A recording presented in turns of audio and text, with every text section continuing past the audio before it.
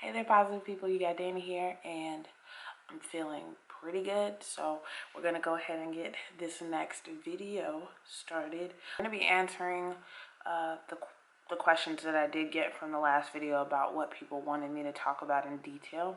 So the first question that I got was from Vanessa, and Vanessa wanted to know, is it as horrible through the winter as everyone says it is? How has the change been coming from the south?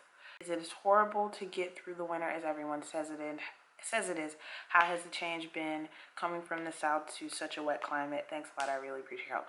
Okay, so hey Vanessa, thanks so much for subscribing and watching. I'm happy that the videos have given you a better idea of what to expect moving out here from one fellow East Coaster to another. Like, hey girl, I hope you slay this internship. So in reference to the winters, no, it's not as bad as people say it is. I will say this. The rain is incessant. It rains a lot. It's usually like this perpetual just sheet of rain that comes down. So yeah, you have to be equipped with like weatherproof stuff. So if you're coming here with your clothes, go ahead and get yourself some like waterproof, boots, or waterproof shoes. I highly recommend just looking into getting like a hiking shoe or like a hiker style shoe. Keen and Merrill are two really awesome brands that a lot of people here in Washington wear. I literally never heard of those brands before I moved to Washington, but I totally understand why a lot of people in the area wear them. They make a lot of things that are water resistant, weatherproof. You're going to be in a lot of mud. I don't know whether or not you have a car or plan on getting a car during your time here. If you're interning, I would imagine you'd be on public transit, which would mean you'd be doing a lot of miles on foot. Like I said, my first 6 months here, I didn't have a car, so I went through a lot of shoes just being ignorant about the fact that the rain will ruin shoes. Is it horrible? No, it's not horrible. I'll say that you get these heavy winds that knock down trees, and as a result of that, you'll have these rolling blackouts. I've never had a situation where the power's been out more than 6 hours. What typically ends up happening, especially if the power goes out during the day, is people just find something to do out and about until the power gets cut back on. I know the last time recently that the power was out was actually this past Sunday, which was another reason why I wasn't able to upload anything earlier in the day and charge cameras, you know what I'm saying, couldn't charge my phone, so it was just a matter of just going out and just finding something to do. Honestly, I feel like winters back home in Georgia are worse. I think that the winters back home are actually kind of colder. You get more frost back home and stuff like that. I honestly feel like you only really experience winter as far as really cold temperatures and things like that during December, late November, and in January. I want to say that's when it's the coldest. February is pretty mild, which is very comparable to how it is back home. And now that we're into March, obviously we're in peak rain season. The weather here is very changing all the time, constantly, and I'm used to that back home. What I will say is, because I stay indoors more because of the rain, I get sick more often, which I don't like. But that's something that I feel like my body is still getting used to. And again, I think also I don't do a good enough job of probably having the healthiest diet and practicing a healthy enough lifestyle. So I think moving forward, I'll probably incorporate some vitamin C and things like that. But just word of caution to you coming, get yourself a good raincoat, a light one. Patagonia makes really nice raincoats. Eddie Bauer makes really nice raincoats. You can never go wrong with a North Face. So just be ready for the rain. Be equipped. Don't bring your nice stuff here because it will rot from the rain if you're not in and out of a car a lot. So I hope that answered your question. Definitely, if you need me to elaborate, hit up that comment section. Okay, so then I got one from I think it's Ness Geologist, and basically the comment was about how he said, it's funny to me that you say it's diverse there. And this was a comment on the pros and cons of moving to Seattle video that I made. He said, I mean, mainly because from what I see, it's 70% of European descent. That's a pretty broad group. While in Chicago, for instance, it is now a place where Europeans are in the minority group. I'm not sure where you're coming from with that. I don't think you can go anywhere where it's completely homogenous and you've got like 10% of this, 10% of that, 10%. I think anywhere you go in the nation, you're going to have a large group of people that represent the vast majority of the people in that place. What I can say about where I live now is that I've got black neighbors, white neighbors, gay neighbors. I've got neighbors in interracial relationships. I've got Mexican neighbors. I've got Asian neighbors. My daughter goes to school with people that pretty much fit the spectrum of lots of different things. Yes, she's in the minority as a black person, and she's actually one of only 2 black kids in her class. But as far as variety goes, when we were living in Georgia, there was nothing but black and Mexican children. She never really got to come in contact with many children outside of just black, white, and Mexican. And I do love the fact that they embrace culture here and make it a point to make that a priority, embracing difference and things like that. There's always something culturally going on. But yeah, Washington's white. I think majority white, but that doesn't account for the other 30%.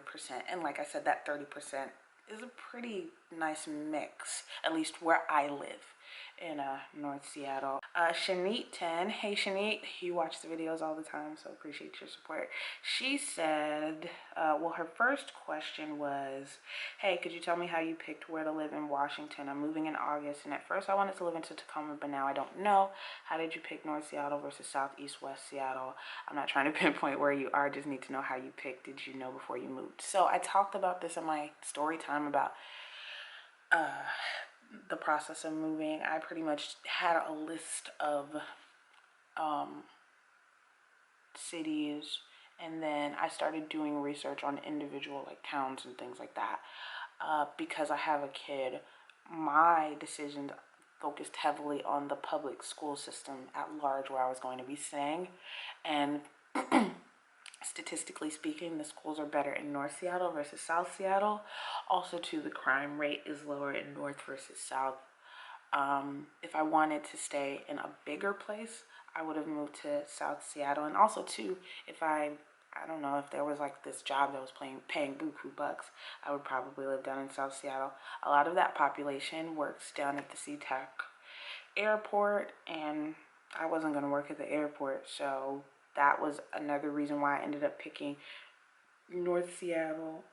That and its proximity to Seattle proper. I wanted to be able to get downtown in 15 minutes or less, and where I stay I can basically hop on the highway and get down to Seattle proper in 15 minutes. I just did a crap ton of research. Honestly, everything that I know about Washington where I stay and everything really came down to me doing research a month or 2 before I came. And also too, I visited here the July before I moved. So I visited it in July, and then I moved that September. So yeah, I did actually come check everything out. I stayed down in Fremont just to get an idea of what it was I was getting myself into. And yeah, that gave me a better idea of where I needed to be. Also too, where I stay, it's a mix as far as income levels. There's affluent people here, there's middle class people here.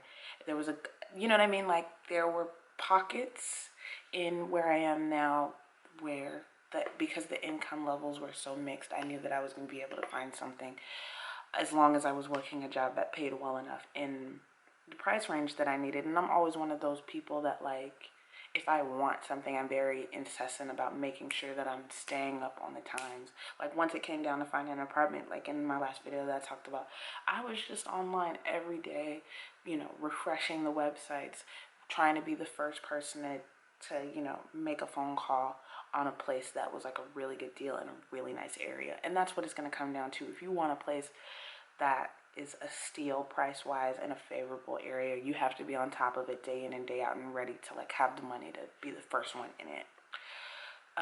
Okay, and then also her next question was also, did you have a car when you first got here, or did you drive to Seattle? No, I came here with my daughter and 2 suitcases. We had nothing when we came. I sold all of my, well, not all, but like the majority of my possessions and gave away everything else, threw things out. I wanted to start over. So, that money obviously was pooled into our living expenses and things like that, and having months and months worth of rent to pay up front to give me time to look for a job that was going to be appropriate. I didn't get my car until I had been here 6 months. Marley and I were walking our first 6 months here. And it was cool, you know what I'm saying? The first place that I lived off the bus line. The second place I lived off the bus line. I still technically live off public transit. I wouldn't take it now where I stay, but if worse came to worse, God forbid the car got repossessed, it got totaled and it was my fault, whatever the case, I'm prepared to take the bus again. So in the back of my mind, I did want to make sure that if for whatever reason that had to be the case, that I, had the option of that. And also too, that determined a big part of where I was going to stay when I first moved, because it needed to be on public transportation.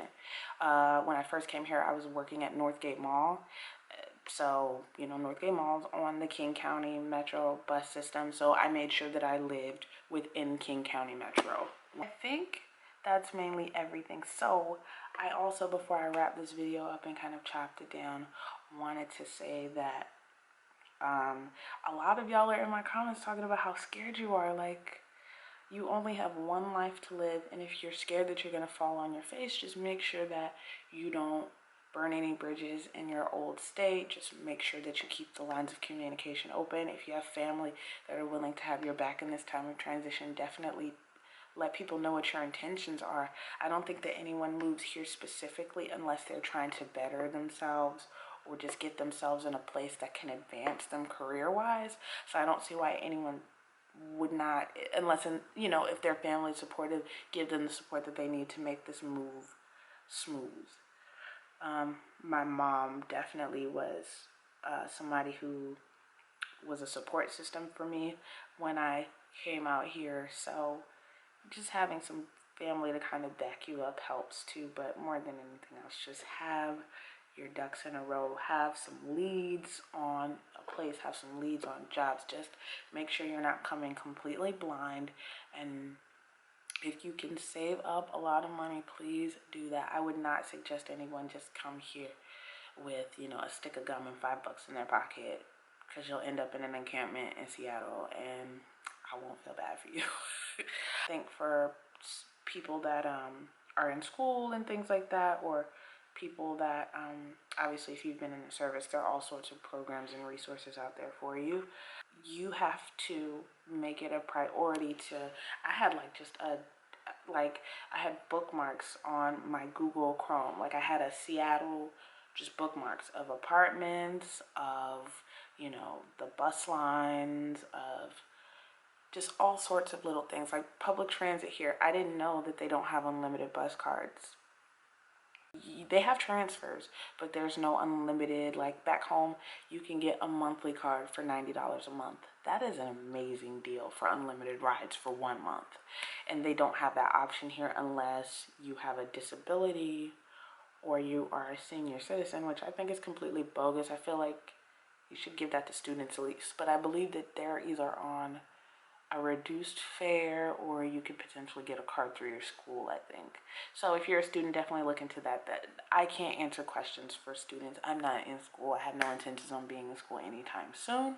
But I do think that there are quite a bit of resources for students specifically.